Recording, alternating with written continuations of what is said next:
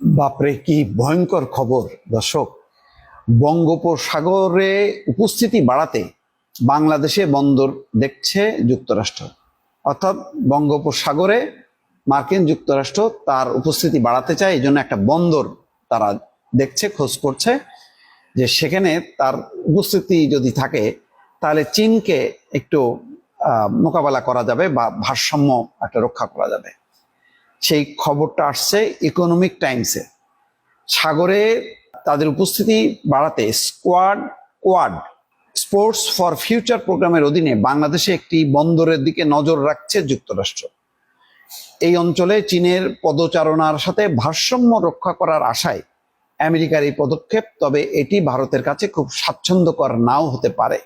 Economic টাইমসের খবর মোতাবেক বাংলাদেশের বন্দর খাতে তার পরিকল্পনার অংশ হিসাবে যুক্তরাষ্ট্র এই সপ্তাহে ঢাকায় সংশ্লিষ্ট স্টক হোল্ডারদের সাথে একটি প্রাথমিক বৈঠক করেছে। বিষয়টির সাথে সংশ্লিষ্ট ব্যক্তিরা ইকোনমিক টাইমসকে বলেছেন, মার্কিন যুক্তরাষ্ট্র একটি বন্দর স্থাপনের জন্য কোনো পদক্ষেপ নেওয়ার আগে প্রথমে সব দিক বিবেচনা করবে।